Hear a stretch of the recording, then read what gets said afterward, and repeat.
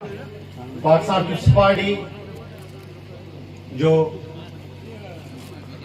सदर minority wing minority department जो minister doctor Lalchand Nukrani, people's party जो MPA डॉक्टर श्याम सुंदर आडवाणी ऐं स्टेज ते वेठल ॿिया सभिनी दोस्त, उन खां वधीक मुंहिंजे लाइ मोहतरम महज़ूज़ हिन पंडाल में वेठल कोस्तान जा बाशऊर बाज़मीर गैरतमंद सभिनी खे नमस्ते। जीए भुट्टो, जीए शहीद मोहतरमा बेनज़ीर भुट्टो, जीए बिलावल भुट्टो।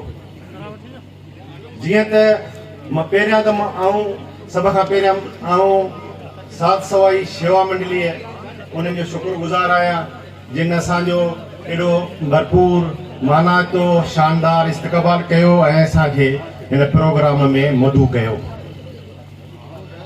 जीअं त अॼु हिन साध सवाई जे पंडाल में पाण मौजूद आहियूं, उन जूं पंहिंजे वक़्त जे हिसाब सां तमामु घणियूं शेवाऊं हूंदियूं। उन बुज़ुर्ग जूं हिन पंहिंजे लाइ छपर छांव हुयो, अॼु उन जे लाइ ॾिसो त मेला आई।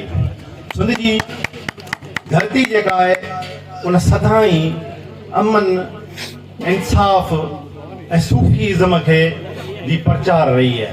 हिन धरतीअ ते को बि तव्हांखे वहशी दहशतगर्द ख़ुदकश बम्बार न मिलंदो। हिन धरतीअ सदाई अमन ऐं मोहबत जा पैगाम ॾिनाई। मज़हब को बि हुजे पर सभिनी मज़हबनि जे माण्हुनि हिते अमन ऐं मोहबत जो दर्स ॾिनो आहे ऐं उहो जेसीं ही धरती आहे, जेसीं सिंध आहे, जेसीं असीं आहियूं, ही साह आहे, तेसीं इहो रहंदो। अॼु ॻाल्हि कंदासीं त मिनिस्टर साहब जेके असांजा जेके पीपल्स पार्टी जा थिया आहिनि, हिननि तव्हां कहिड़े बि कुंड ते वञो, कोस्तान जो उहो कुंड हुजे या सिंध जो हुजे, इहा उहा पीपल्स पार्टी जे दौर में थी आहे।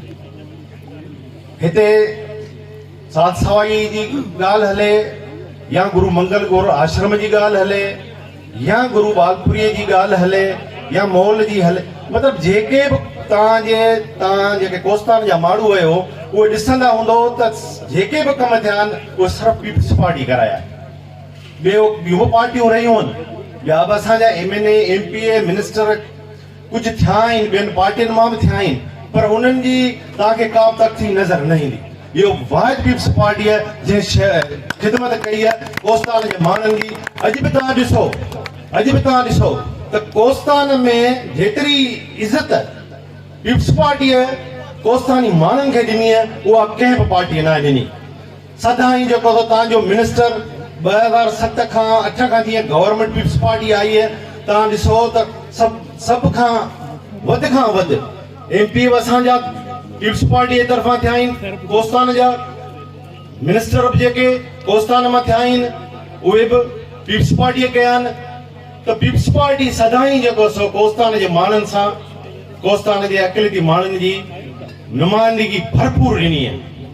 जीअं आहियां पीपल्स पार्टी तेलके जे थाणे बुलाखा जो सदर आहियां, त हाणे ही सॼो तेलको आहे, उन में केतिरा मुस्लिम जेके रहनि था, एतिरी मुस्लिमनि जी आबादी हूंदे त पीपल्स पार्टी जेका आहे उहा मूंखे जेको सो 22 सालनि खां पीपल्स पार्टी जो तेलके सदर आहियां। 2002 खां थियो या 25 थी, मतिलबु 22-23 साल थिया आहिनि। त हुननि उहा बि असां कोस्तानी माण्हुनि जे लाइ हिकिड़ो एज़ाज़ आहे त पीपल्स पार्टी जेको सो सेक्युलर पार्टी आहे, उहा अक़िलतनि सां हिंदुनि सां तमामु घणो जेको सो मोहबत करे थी। ही जेका त पार्टी सम्झां थो हिकिड़ो गुलदस्तो जंहिंमें तव्हांखे ईसाई बि नज़र ईंदा, तव्हांखे हिंदू बि नज़र ईंदा, मुस्लमान बि नज़र ईंदा, सिख बि नज़र ईंदा। इहा वाहिद पार्टी आहे जेका सभिनी खे नुमाइंदगी ॾिए थी ऐं उनखे गॾु खणी हले थी। वधीक टाइम कोन वठंदुसि, पोयां जीअं चवंदा आहिनि मलाइक मौत हूंदा आहिनि, तीअं पोयां लॻा पिया आहिनि। त लतीफ़ साईं जे हिन बेत सां सदा थी सबका बुख न बासे का मूसी हले सा जा जी मिठो न करे। जीए भुट्टो, जीए शहीद मोहतरमा बेनज़ीर भुट्टो, जीए बिलावल भुट्टो।